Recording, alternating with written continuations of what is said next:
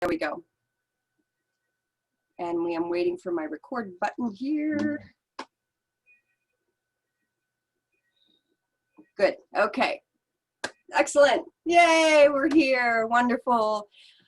Welcome everybody to Discovering the Hidden Knowledge of Sacred Structures and Earth Energies and How They Affect the Human Body. I am so honored and pleased to be interviewing Dominique, Susani, and Karen Crowley Susani today. They are the founders of Energetic Geometry, and maybe in advance you checked out their website because I'd had that information in the meetup. So this is my Temple Loan community. I'm Lori Soleil, and I'm so happy this community is actually growing because I think people are really interested in spiritual development, and that relates to earth energies. That relates to how do we connect back to the cycles of the earth? How do we connect back to what the ancients knew? And that's the conversation we're having today. So, you know, you may know a little bit about me, but it's always nice to put something up. My name is Lori Soleil with Soleil Creative. I'm a mental mastery and spiritual development coach.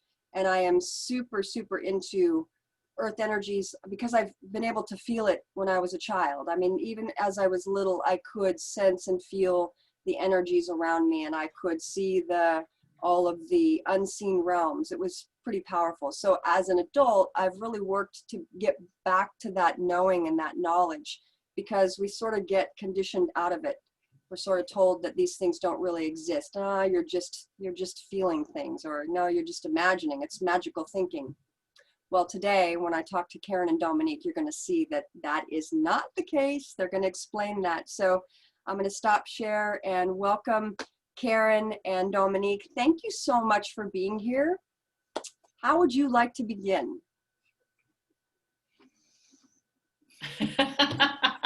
Saying hello, how are you?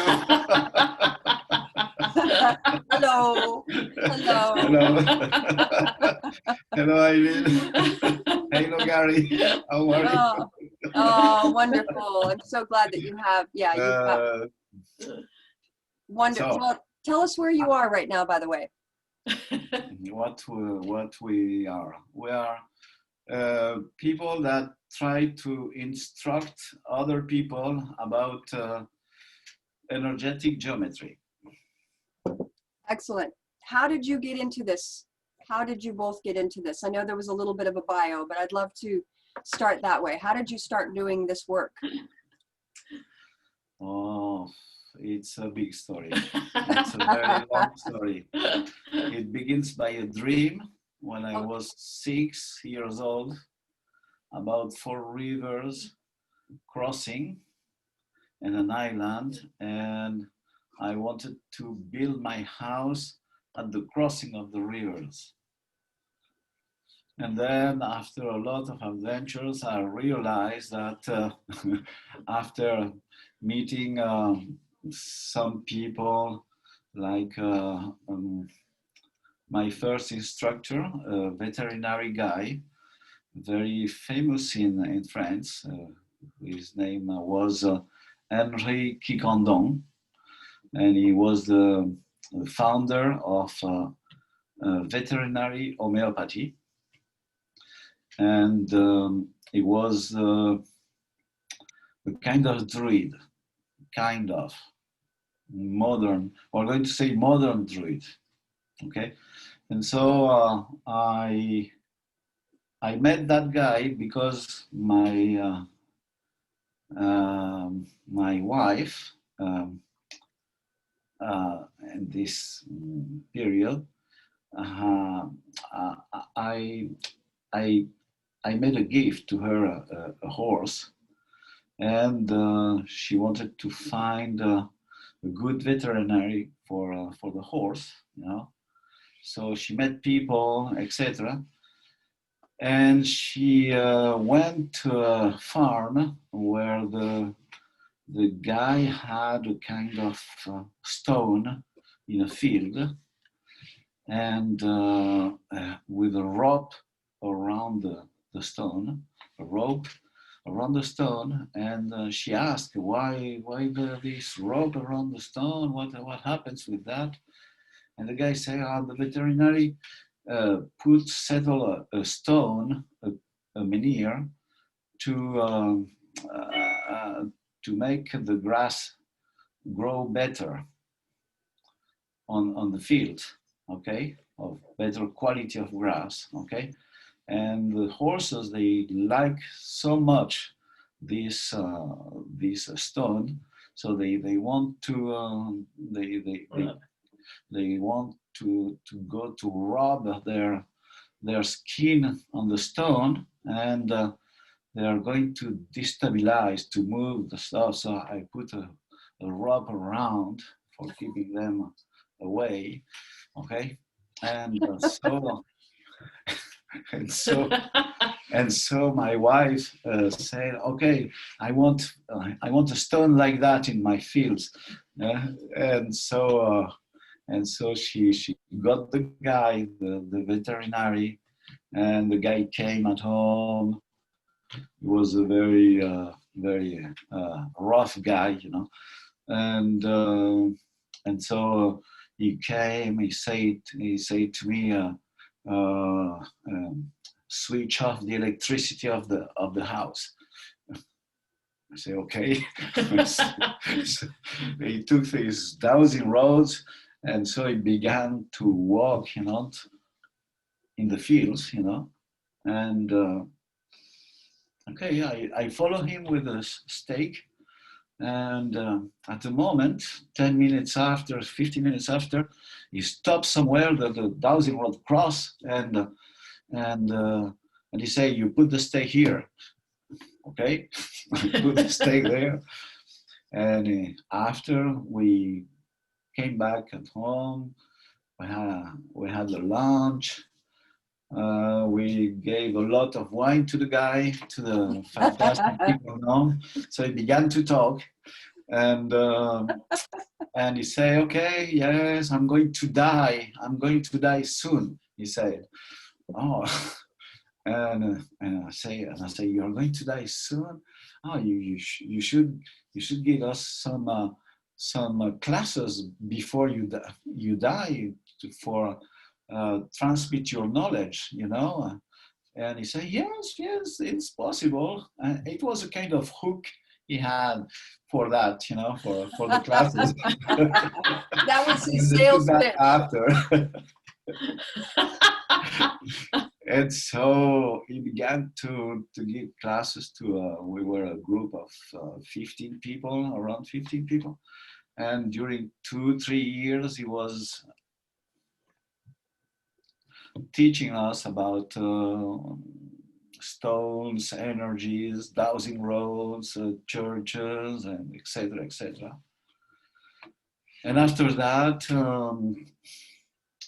he gave me the address of another instructor, but that was a master builder, an engineer, electrical engineer, that was also a master builder. And I began to learn geometry, the ancient geometry. And after that, I began to do some classes with my master. And now I'm doing that. That is that's a wonderful story, because there's so much we can unpack in there. I want to make sure that we're talking about, you know, the polarity of rocks and how they affect the land, and the dowsing rods and the master builders. But first, I'd love to ask Karen how she got started. Karen, you want to kind of share, because you have an interesting background too. You know, you were in the Air Force. I was in the Air Force. I was a pilot. I flew for Pan Am. And then I got pregnant, had babies, and kind of got grounded. Oh, no. Okay. Oh. That's okay. You got grounded, literally grounded. You got grounded. Literally grounded. And my husband at the time and I, he was a pilot, and we moved to, changed his, we were changing his domicile. So we decided to move to Boulder. And I had a 3-month-old and a 1.5-year-old. So he went to look for the houses by himself. And he found the perfect house for himself. Well, what he thought was a perfect house. It was on a cul-de-sac. It had a big backyard. It was big enough house for us to grow in. And I didn't see the house. So we drove to the house, unpacked everybody. I looked outside and went, uh-oh, because there was huge power lines in back of my house. So that was my quest to figure out how to change the energy of my house, because it was pretty buzzy and stressful. And so I tried a whole bunch of different things. Feng Shui, I tried space clearing, I tried working with the devas, and nothing was strong enough to really hold the energy. And then I saw some weird email pass through my box, and it was Druid Geomancy. I was like, oh, wow, that sounds cool. Druid Geomancy. It was the first class I took with Dominique. Oh my goodness. It was a 1,000 class, and he started teaching about earth energies, and you could actually feel them, and there was geometry and big stones, and I love stones, and I was hooked. So I invited them to Boulder to teach, because I wanted to learn what he had to teach. And that began our relationship with classes. You know, I organized classes for him to come to Colorado for 15, 16, 17, 18 years, something like that. Yeah, I don't know. Kind of, yeah, because I was fascinated with this stuff. Well, it's, again, we are so disconnected from it, right? We've gone off into the analytical mind, and we've completely gone out of body and not paid attention to our senses, you know, and the clairsentient, you know, our abilities, our intuitive abilities. And what you said about the power lines, gosh, I know so many people that can relate to that, especially in an urban environment. I have the same thing outside. I walk outside and there's this big, it's across the street. And as soon as I walk out my door, like I just see it and feel it. And I had my gardener, my tree is sort of lopsided. It's kind of growing in that direction to kind of block it. Like, I don't even want to look at it, but most people can relate to that. And that's sort of the struggle, right? With how those kinds of EMF fields are affecting, and the geopathic stress, which we can talk about, how that's impacting our nervous system. First, I'd love to start with what are the master builders? I mean, how did the ancients use this information? Because I know that that's where this comes from, right? We're talking about the Knights Templar. We're talking about I'm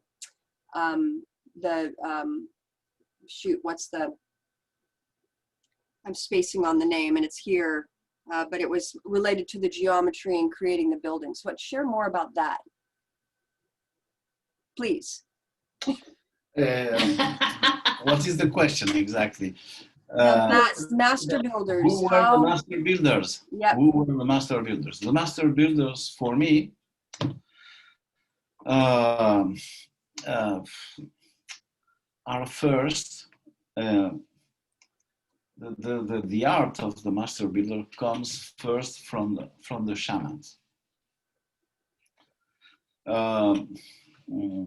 I say that because the shamans are the only people I saw and I met that are able to sense the rings of energies of the different elements. It's the only people I met that were able to do that. Okay, and so for us master builders is it's the basement. The elements are the basement of our art techniques, etc. You know, so I think in the prehistory, the first master builder were the shamans. And I found in caves in France, for example, in a cave in the Lot Valley in Pêche-Merle is the name. I found kind of column of energy in the one part of the cave, a big column of energy, which was a shamanic column of energy, like like you you can think about a column of energy made by a yogi, for example, a yoga master, for example. They have the kind of same quality, not exactly the same quality, but kind of, okay? And so this big column of energy was in relation with nets. We call nets some energies coming from the center of the earth. And so this is one of our tools. We call that the natural net, and the natural net is it's a network of thermical and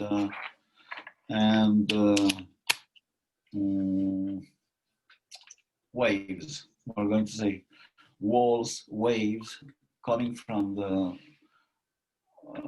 core of the earth. You know that the core of the earth is made of crystal of iron, and the crystal of iron are cubic. Okay. That's telluric. Is that what you said? No. Cubic. They form They form cubes. Okay.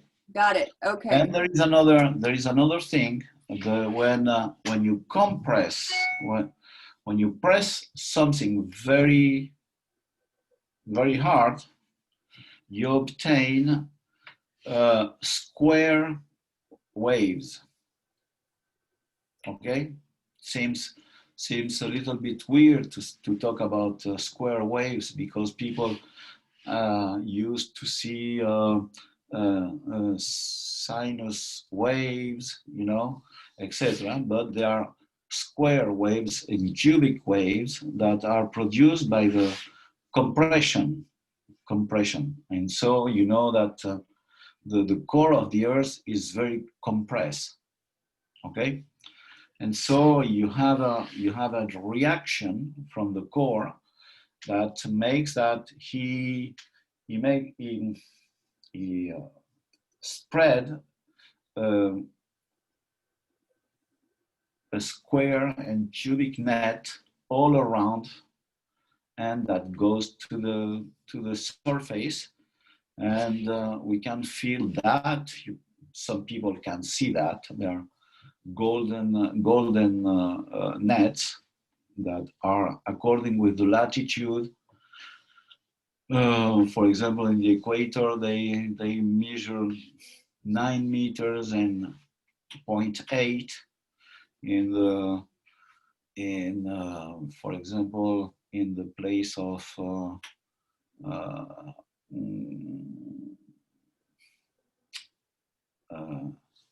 Colorado Boulder, for example, they measure 7 meters 66, for example, and in Paris is 6 meters 50, something like that, etc. So they change of dimension according with the latitude. Okay. Yes, I understand. And are these the Hartmann nets that you talk about? No. Okay. No, so I'm not talking about Hartmann nets. I'm talking about natural nets or solar nets. Okay. These solar nets were well known by the Hopi, for example. When you read, for example, the book of Don Talayesa was the name of the guy, the writer. What was the I can't remember. Hopi Sun?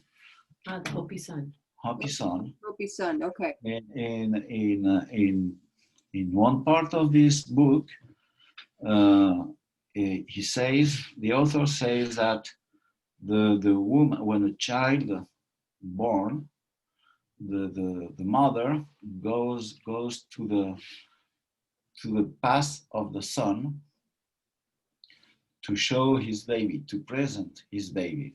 And the path of the sun are the solar nets or natural nets that are bigger during the day and more little during the night.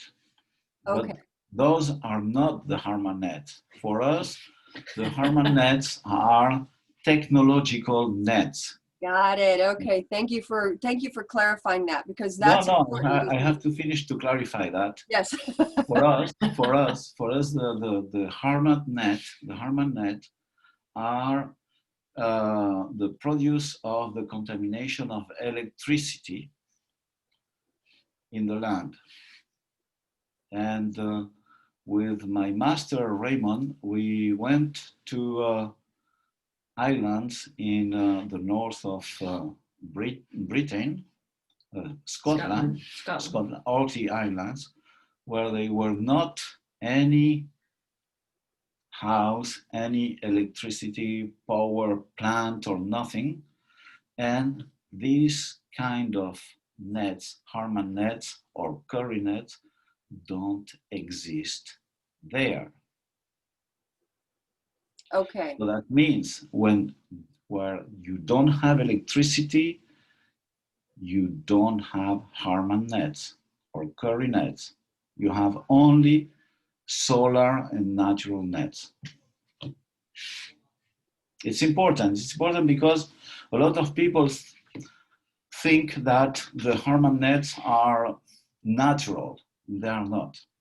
Okay. I'm so glad you clarified that, because when we talk about even helping people understand how important it is to go back to nature and to get outside, because not only does it begin to calm the nervous system, probably because you're dealing with less of the electrical field, but you also can really connect with the Schumann resonance, and you can, start to slow your brain waves down. So part of this work is to do that, isn't it? It's to mitigate all the EMF fields and the electrical fields that we're subjected to, especially in urban environments. Would you agree?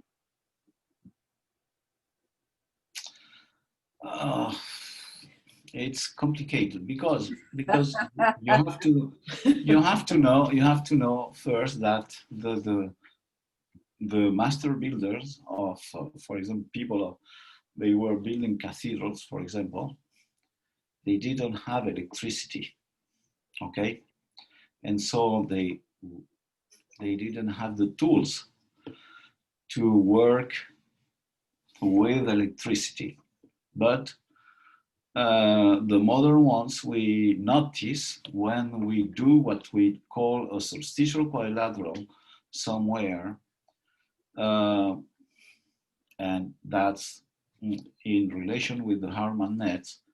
When we do a solsticial quadrilateral, which means when we settle the rhythm of the sun at the latitude where you are, putting big stones, for example, putting a lot of things, but heavy things at the corners, you notice that the Hartmann nets disappear. The natural nets are always there, but the Hartmann nets, they disappear. The Curry nets disappear. And so it's for that reason we say Hartmann nets, Curry nets are for us a kind of, they show the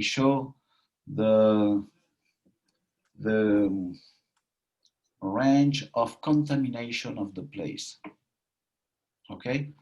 when we make the pattern of the solstitial quadrilateral, that we call that the pattern of the sun, okay, the harmonize disappear, and you install a kind of ambience where the energy of the earth and the energy of the sun are balanced. Okay. Okay, Yeah. and we say it's an harmonic place. And here you are a little bit protected against electricity. Okay. Even though you're in, and I know that, you know, in a little bit, we'll talk a little bit about some of the tools that you use inside the home. But I know that, you know, the home, obviously within the walls, you've got electricity running through the whole house. So if you were to create something, a solstitial quadrilateral, and I had to really learn how to say that. That's a hard one to say. Solstitial quadrilateral. It comes from solstice. Yes, totally. So that will mitigate the electrical fields within the home as well. So again, That will mitigate the You're going to make me say solstitial quadrilateral. Yes, it protects a little bit, but you know, what you have to understand is that the electricity you are dealing with is how you say that, AC electricity, okay? Yes. And this electricity change of polarity in United States, for example, 60 times by second, okay? And this is an invention that did a nice guy, but he didn't realize what kind of mess he was doing. His name was Tesla, Nikola Tesla. Oh, I think I've heard of him. You heard about him. You heard about him. He's very famous. We don't know exactly why, because we don't have a lot of proof about what he did. But what we know really is that when these people that began to sell electricity in the beginning of the century, the 20th century, they had a big problem, because to transport DC electricity, you need very, very big wires, very big. Things like bigger than my arm. It's not very big, but bigger than that. Okay,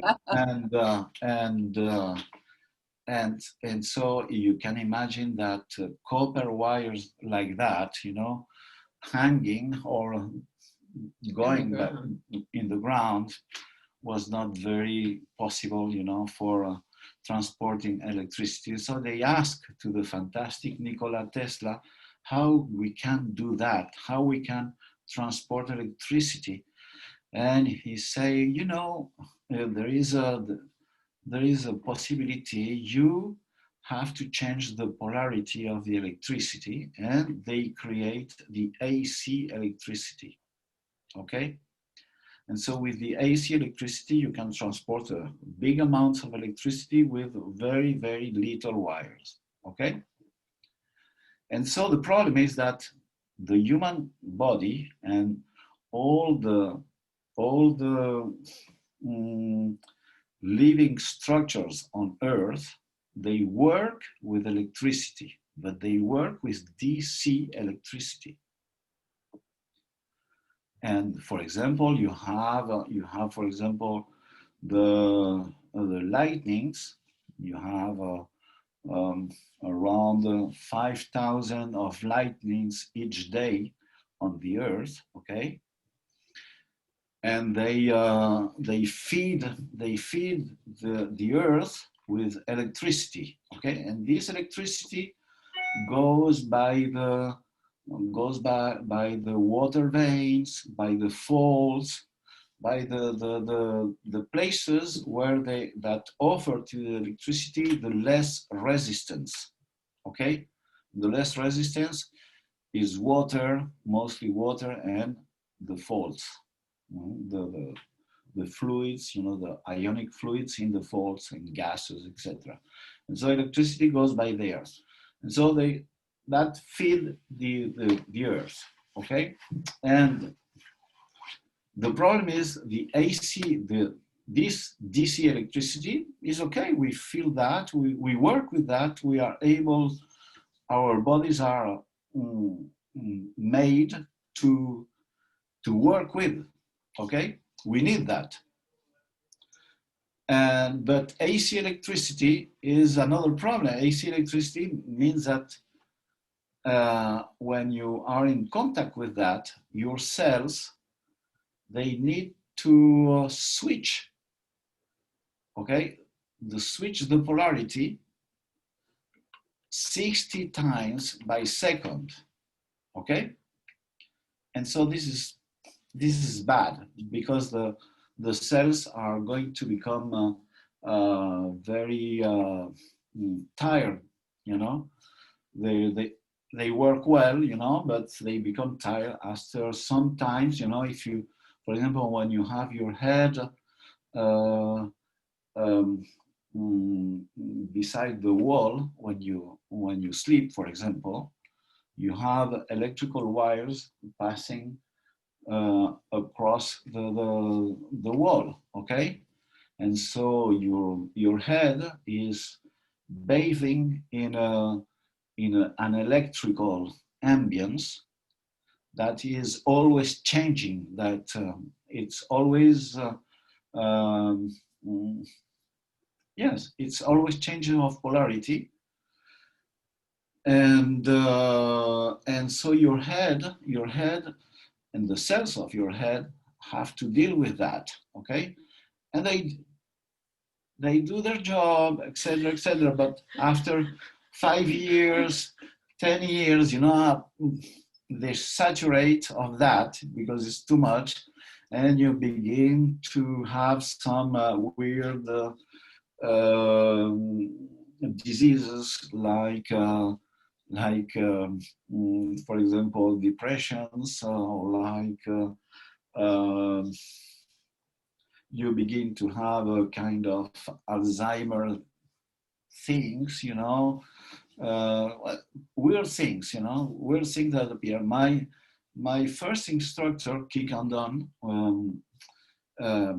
was dealing with the electricity of when he was working, he had to deal with the new disease that were appearing in the, how you call that, the places where they are growing chickens, big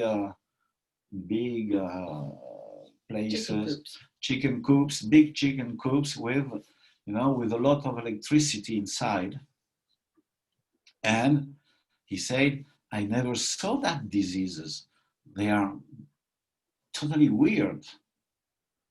And so this guy began to put grounding to that chicken coop, and the disease disappeared. Wow. So these are the big farming, sort of like big commercial farming. Yeah. Yeah. Okay. Okay. Okay. That was in the 60s. Okay. Wow. So when we think about, again, being in an urban environment, and part of why I wanted to share the work that you do today is that there are things we can do right there. And that was part of what I was hoping that we would talk about. And I want to drop into the work of connecting to the land, because I know that you also do things in the home to help people with these electrical nets that are impacting us. But I'd love to talk a little bit about the solsticial quadrilaterals. See, I have to practice it. Let me go to the slide really quickly, because we're talking about the rocks, right? How when we're grounding is a perfect probably segue into this next piece that we're going to discuss. Let me share this really quickly with everybody so that they can see. Let's go to, let's see. So go to my slideshow from the current slide and go to the next one. Okay. So let's launch into this, Dominique. The way that we connect, right? The way that we come back to the ancient knowledge of connecting to these natural nets. How would you like to begin? Because I know we have the menhir and we have the dolmens. Okay. Yeah, okay. please. A menhir is a big stone, as you can see. Okay, that one has around 8 meters high. It's from the surface, but you have to count around 3-4 meters more in the earth. And so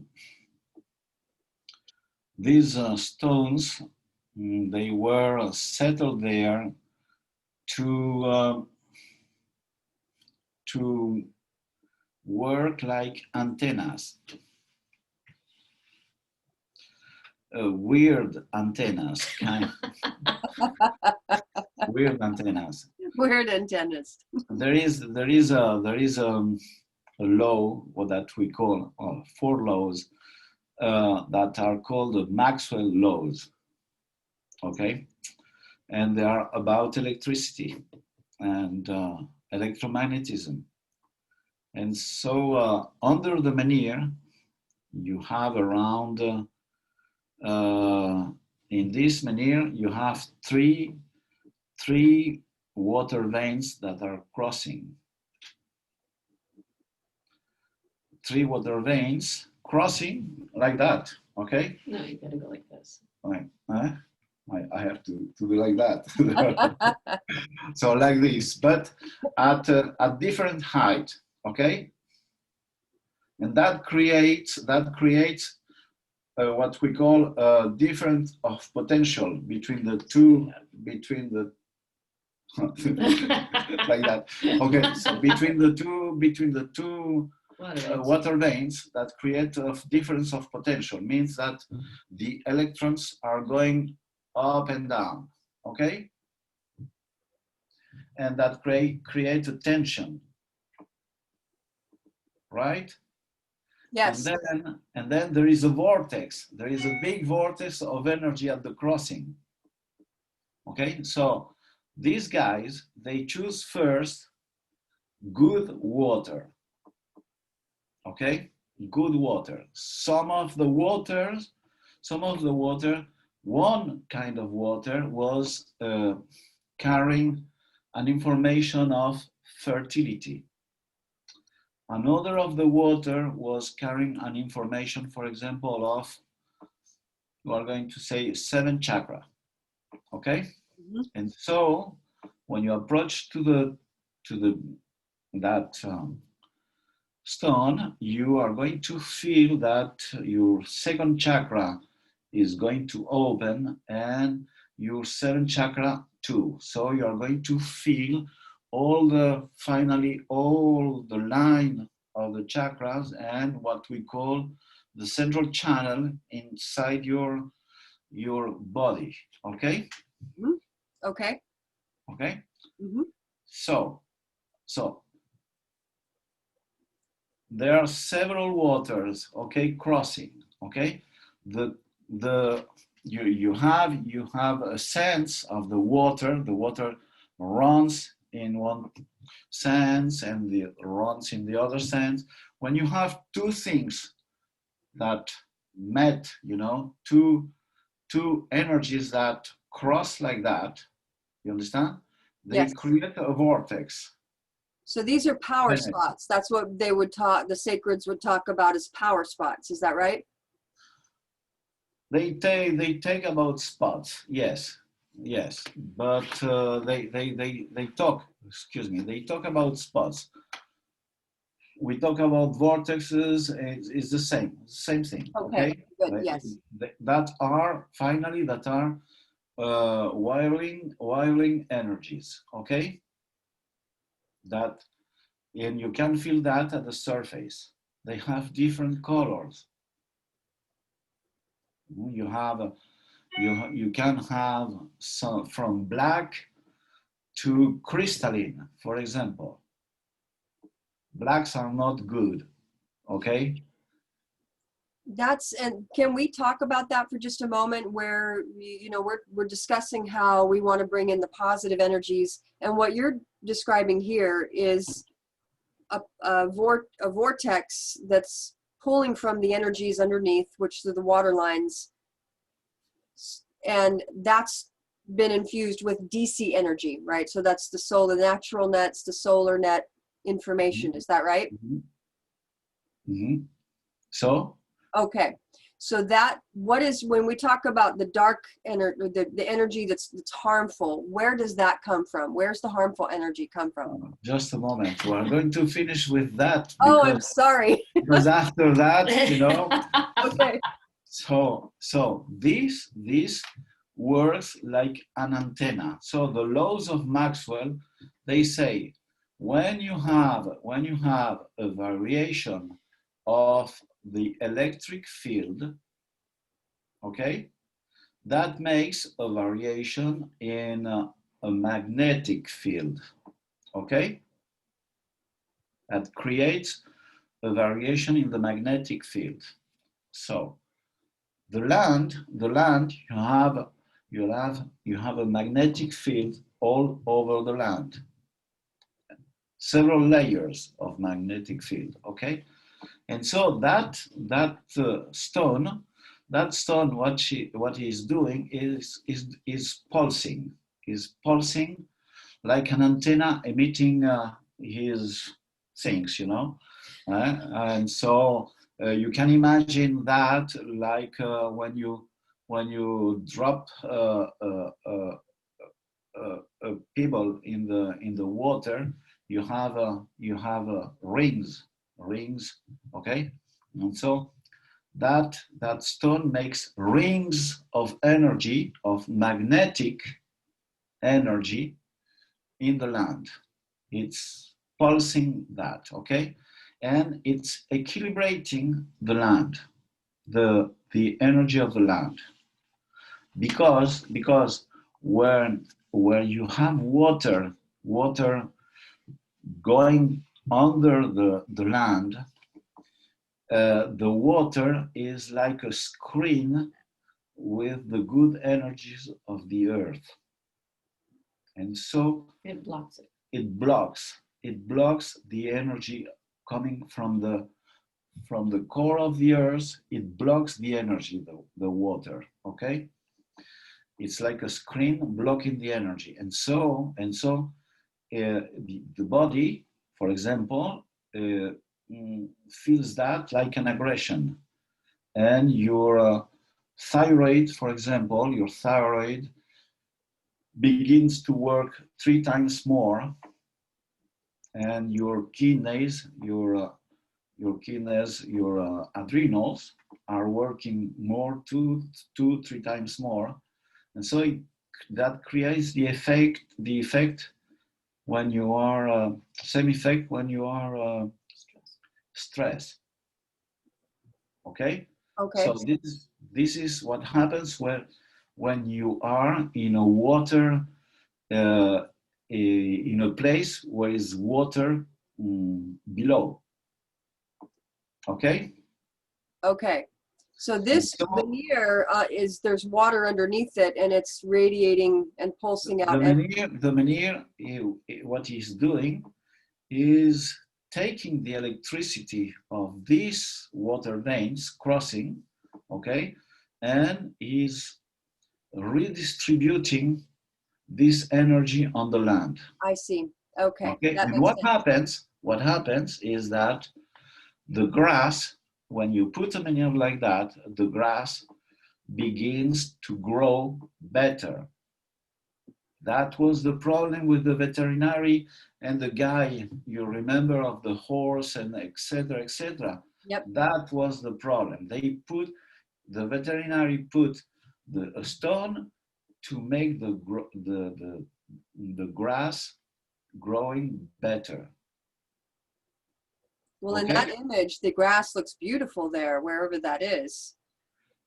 And where people in Brittany, for example, they say don't touch the manures. They did, but a lot of farmers, they know that when they have a manure, they don't want to touch it, because they know that the grass is much better in that field than in the others.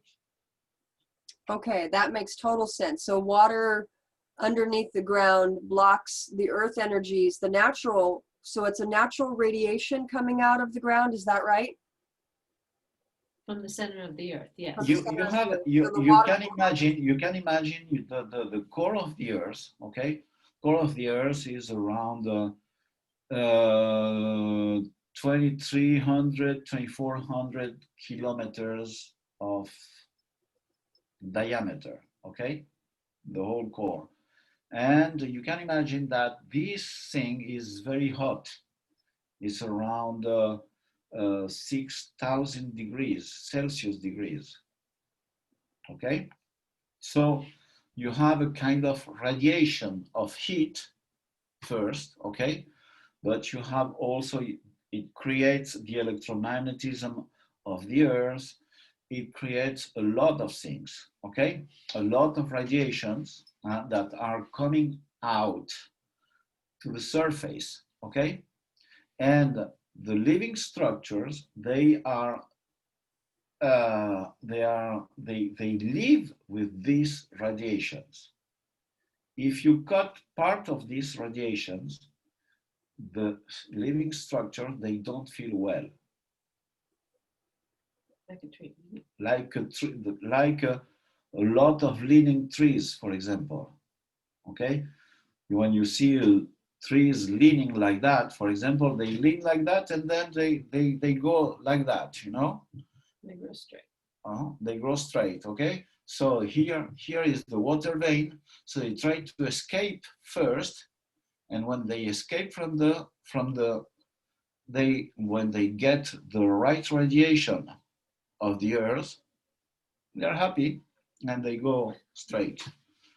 That is such a powerful illustration. And I, just from everybody on the call, I've taken the online classes with Dominique and Karen, and they go into great detail about this, because I know we're coming up, we've got about 10 minutes left on the call, and I had other questions for you.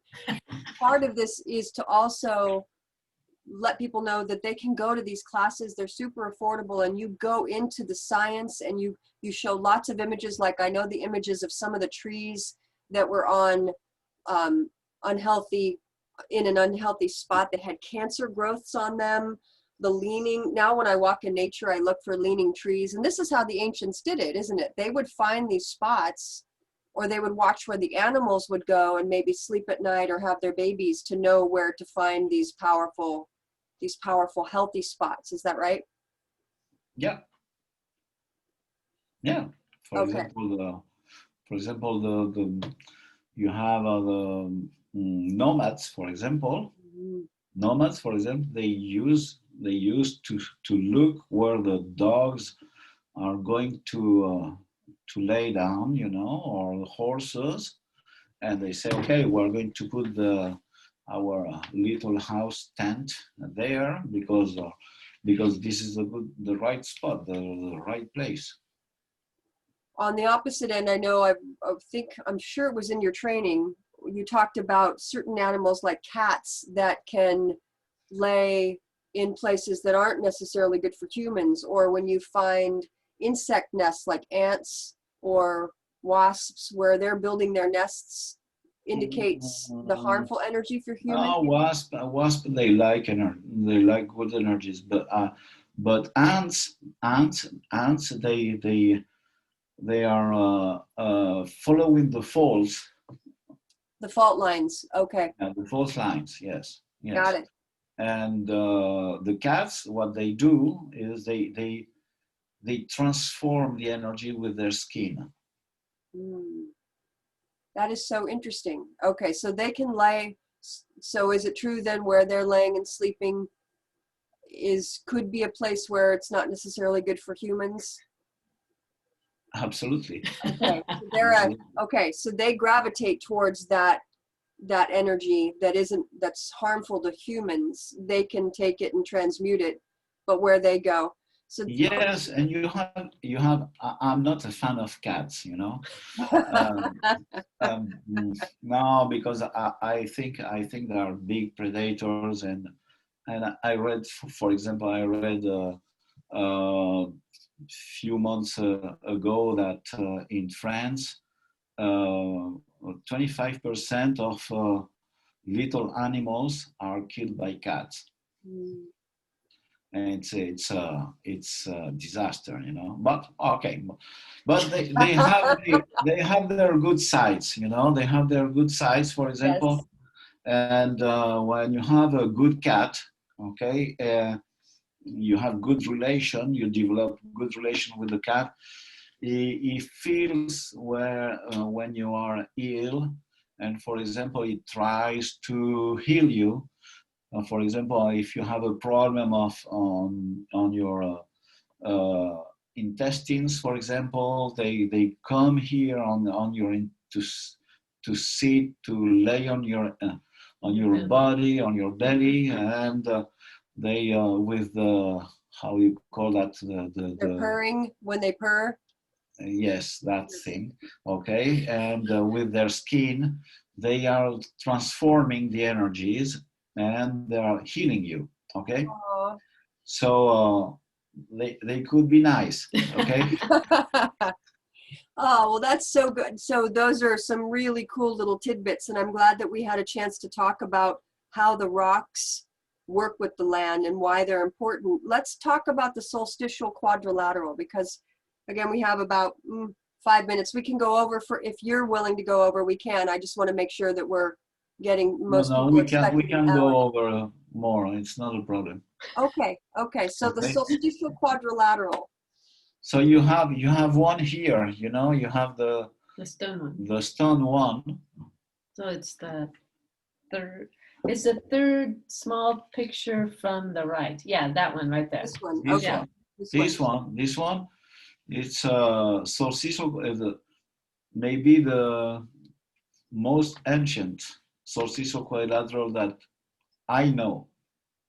Maybe there are others. Okay, and it's a powerful place. It's if for people that uh, are mad of place of power, and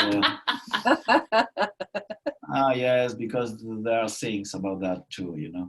So the center of this place, is very powerful, and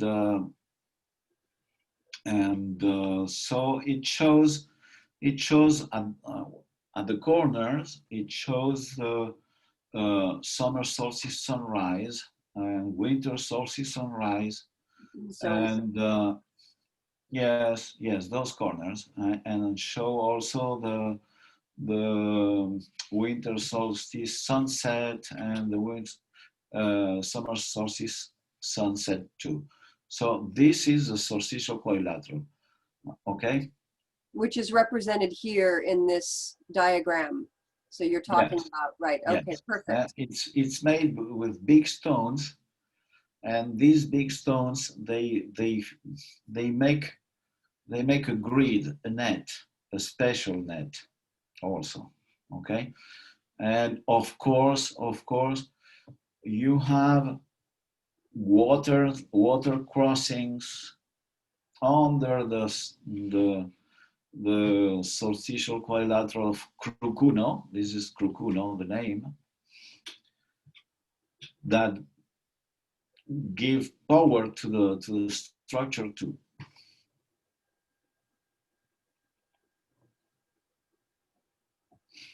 So So with yes, so this, and that makes so much sense as you described the natural nets and the solar nets versus the Hartmann and the Curry nets. So when you're working with the geometry based on somebody's location, is that right? yes, Okay. yes. We work with the rhythm of the sun of the location. Okay, why we work with this rhythm? Why we our ancestors, you know, that structure of Kukuno is 4,000 years before Christ. Okay, Wow. it's before the Celts. It's not a Celt structure. A lot of people think that the stones are Celt. The stones are not Celt. The Celts were in the forest. The shrines of the Celts were the old trees. It's a different culture. And these guys, they knew the place of each stone in the land. And they were connecting all the stones of the land. Because they knew that with this connection, they were arranging the energy of the land. And So people, yeah? So not only were they creating the solstitial quadrilateral, but they also put it in a place where it radiated that energy out to all the stones, because they talk about the geometry of all these sacred sites on the planet. It's very complicated. That Yes. okay, and so they create, for example, this solstitial quadrilateral. This one, for example, it's what that we call a 3x4, a rectangle of 3x4, which at the same time, if you take the diagonal, is 5, and the rectangle is called 3, 4, 5, and it was the first tool to create right angles. For example, the ancient master builders, they had a rope. You remember in the movies the rope of the monks. The robe of the monks, the rope? The No, ropes. Ropes. that they wear around their waist. Yeah, Yes, around okay. their waist. Yes. Yes, they were wearing that because they were hemp ropes, and the hemp ropes they cut the energy, or they concentrate the energy, and they protect from the telluric energies. The robes And that they at wore the same cut, time, A hemp rope. so the hemp robes would cut the energies, would protect them, so it was a So protection? it protects them from the energies of the earth. So from the water veins and the faults and stuff like that. How interesting, I hadn't heard that. Okay, thank you. and so after that, so that was an anecdote. But when the master builders, they had a rope with 12 spaces. 12 spaces, Equal spaces. 12 equal spaces, okay, and they use that to make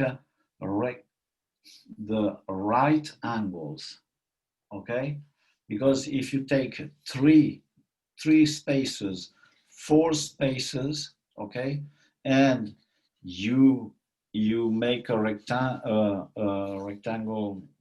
how you call it, square with a diagonal of 5, you obtain a right angle, okay, and all the buildings that you can see until the 18th century, they were built with that technique, which is very precise. If you use that in the right way, it's very precise. And so, okay, well, just a second. So with the rope, they're using a length, and they tie one knot and then another knot, and so the length relates to the latitude or the rhythm of the sun. And so if you're looking at this solstitial quadrilateral that we have, the blue thing, so the 3, it would be a space of 3 on the short side, a space of 4 on the long side, and then the diagonal would be 5 spaces. So you could see it would be a perfect rectangle. I mean, you could get perfect square or perfect, right angles using that technique. So it'd be 3 by 4 by 5. Does that make sense? It does. And so the rope that they had around their waist had the measurements. So it was like, yes, but at the same time, it was protecting them from the energies of the earth. The Tulur, because if you're feeling the energies of the earth all the time, it's very, very tiring for the body, and it's very tiring and not very good, not very healthy. okay, so see, I just thought the rope around their waist was like a fashion choice, but you're saying it was like a measurement tool. Absolutely. Absolutely. Okay. It was a Fashionable measuring tool. A belt. So I had never heard It was that. a belt. I It hadn't was a heard. belt for their pants, and at the same time. Right. So they wore the clothes to protect them, and that's just in general. So you're saying that so that the earth energies in general can be a little bit taxing on the body. So would you tell me more about that, especially related to the monks? Related to the monks. Or to the master builders. So they felt taxed by the earth energies, you're saying, and that's the reason why they created this. Taxed is it's hard on the body. Yes. If you develop your sensitivity, okay, you feel the energies when you walk, okay. I see. Okay, so if you feel too much energy when you are walking, you can choose to cut your feelings. This is one way, okay? In the ancient time, for example, the master builders, they had that technique of the rope, but all the country people, they put their hand, how you call that, behind their back. Behind their back, they put their hands like that, okay? Behind their back, like that, behind their back, okay? Mm-hmm. And on the sacrum, touching the sacrum, okay? And if you do that, you don't feel the energies. You don't feel the energies of the earth. Okay, thank you. That's a good tip, because I know a lot of people who are very sensitive. And for example, in the countryside, in Spain, in France, and Italy, for example, you can see old people, the old dudes. They are all walking with their hands in their back, on the sacrum, and you think, this is a habit they have, you don't know why, but in fact it's a habit in relation with energies. Oh, that's so interesting, because I've seen that posture and it just looks so casual. It looks so, they're just strolling down the street, but they're actually using so kind of a circuitry, I would say, sort of like a mudra, right? So you have your hands like that, okay? Uh-huh. Okay. If you do that with your fist, okay, you are cutting the energy, and if you do that, you are going to feel. If you do that, you cut. If you do that, you feel. Okay, it's a trick. That's a wonderful trick. I love that. I like simple techniques to help people, because again, there's a lot of people, the circles that I run in, people are very sensitive. This is the work that we do together. But then there are people that aren't conscious that they feel it. One of the trainings that you share in one of your trainings, I think it was the Solsticial Quadralateral, you had an image of a body, and there were the specific what were they called again? They were the magnetosomes. magnetosomes, right? And they were the magnetosomes. yeah, would you share something about that? That was really interesting. The magnetosomes are cells that have a kind of metal Magnetite, exactly. magnetite, okay, and you have that in all the body, in fact, but you have some concentrations, more concentration here on your brow line, for example.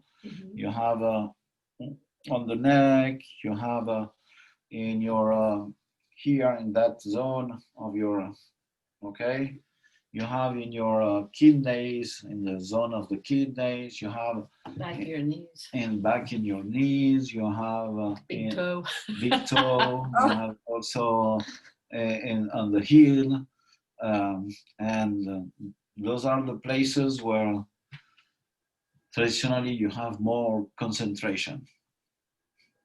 So, And this is one of the tools that you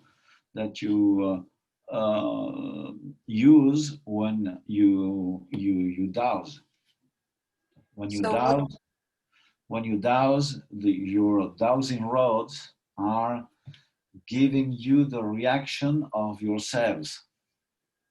that's so interesting. That's so fascinating. I'm so glad we talked about that piece, because there was a joke one time. We talked, my friend, we were joking about how some people have better direction than others. And she was telling me about how birds have these trace minerals in their beak that help them follow the magnetic lines. So we used to joke, I have good direction. And she's like, okay, you've got good trace mineral deposits in your beak, right? So we would joke. But the truth is that really is, we have these receptors, but some people have more than others. Would you say? I mean, we all develop differently. So that would mean why some people are more sensitive than others. Yes? There are people that are more sensitive than others, but everybody is sensitive. Okay, so it's true that you have guys that are fantastic. I knew a guy who felt the quality of the water in his mouth. Wow, that is impressive. But for us, it was bad for us. For him, it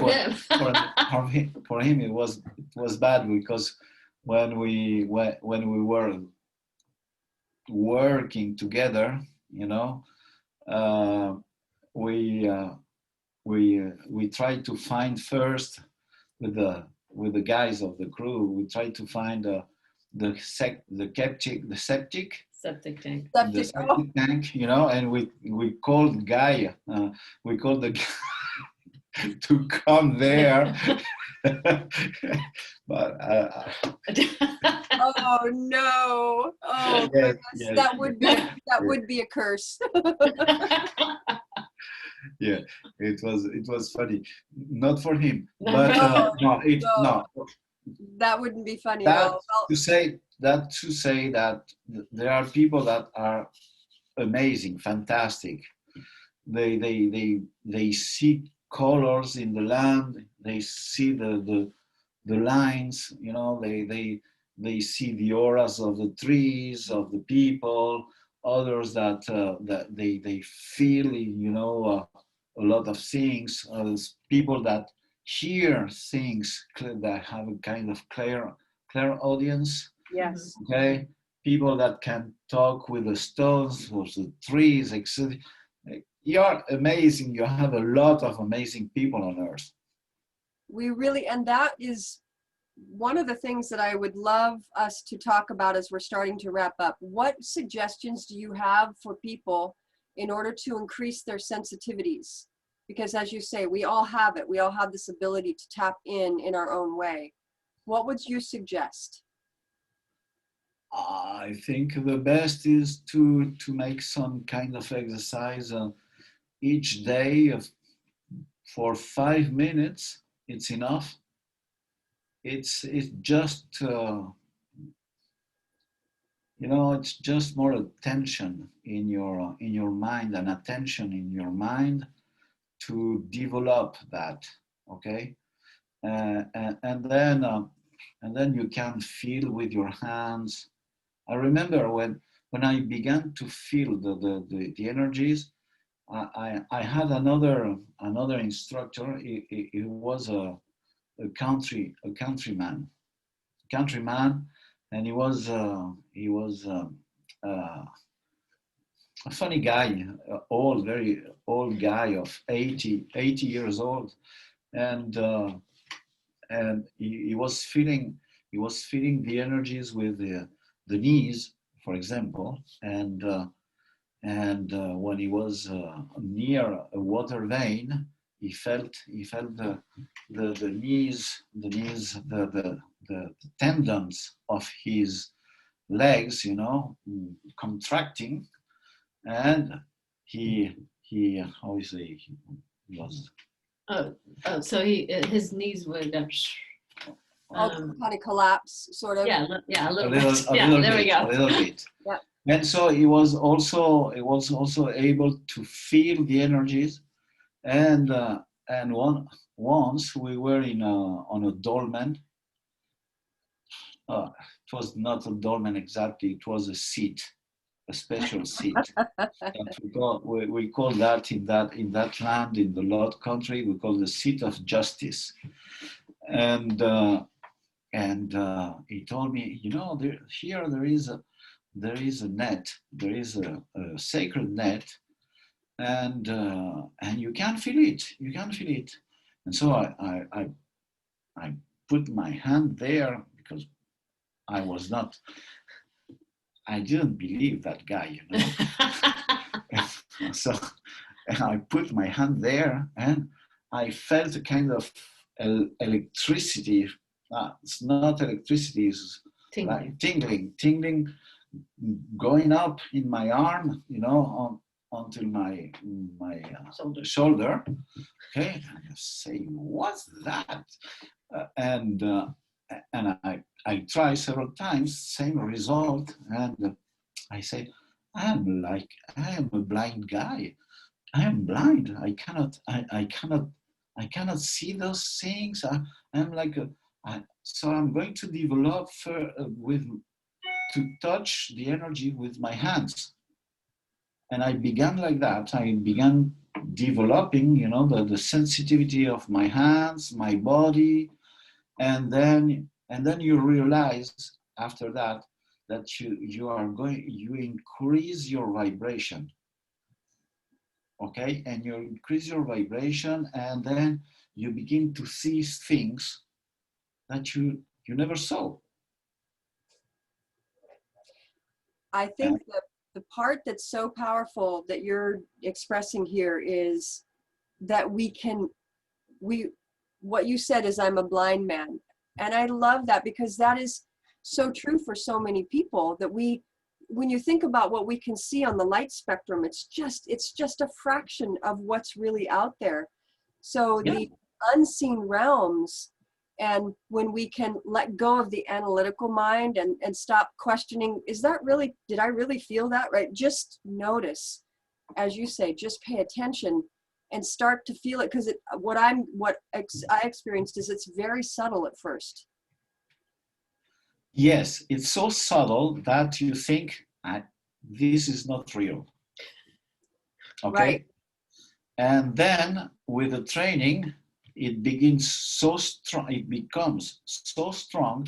that you say, okay, this is real, and what about the other things, Right. What is reality? Okay. Exactly. Like you said too, just being able to see the aura. So if somebody has the ability to see the aura, that means they've expanded their perception of the light frequency, or the energy frequency. So it's so possible. And I'm so excited, because that really is where we're at now. We're at the frontier of understanding that we are so much more. We have so much more capacity, especially when we start to of course. Release And stress. I began to develop the vision, but I am an old guy, you know, it's difficult. It's difficult. But I remember the first time I saw the energies of the trees, for example. That was that was a kind of how do you call that, satori, you know, satori, you know, a moment of contemplation, a total contemplation. I was there. Look, it was a poplar, you know. You know what is a poplar? Poplar tree, yes. A tall guy. There was some wind, and I began to see the aura of the trees and the waves of energy of the leaves and the how you call The branches. the branches, like ribbons, Wow. And I began to think, Van Gogh was painting like that, you know. This guy was seeing the energies as I'm seeing the energies now, you know. What, that's fantastic. This guy was doing that, maybe, you know. And okay, and you know, you have some moments where you can see and moments where you cannot see, and then it's like you have moments you can feel, you cannot feel, but little by little you enter in the dimension of the feeling, of the vision, etc. And but there are people that they are there, you know. For example, I have one of my sons. He sees all the things, you know, but he didn't made any training. And children, when we think about children, you know, and I love being with kids because they are immersed in it. And both my kids have pretty special abilities. And my younger son, when he was really young, he had some moments where it kind of freaked him out because he sort of went out of body and he started seeing the geometric shapes. And maybe we'll schedule another call to talk about sacred geometry. But he could see in these fractal forms. And he walked up to my older son one day, and my son was standing there, and my younger son walks up and pokes him in the cheek, and he goes, "You got a triangle on your cheek," and he poked him. And my older son says, "He's so weird," but he could see, you know. Yes. And I keep like asking him, "What were you seeing?" So I keep it alive for him. Yes, and the kids they don't like that because the other kids, they say he's so weird, and this is a big problem. I know. It's a big problem. In my household, they are free to, we've always talked about it. We've been very connected to nature. We love Lord of the Rings and some of these other fantastical movies, right? So we would be out in the forests playing and fighting orcs. So we've really stayed in that imaginative place, but you're right, it gets shut down, you know, the kids that have these abilities early on and people don't know how to manage them. So I would love to, I think we covered it. We talked about the energies, why it's important, right? Why the structures were important, what the master builders know, why we're working with the Solsticial Quadralateral in order to bring in the more natural harmonic energies. I want to share, I'm not going to ask you about them because I want people to go to your training and find out why, but these are two very special tools I want to show people on the call. If you want to know about these tools, go to their online training, right? So this, that. Yes.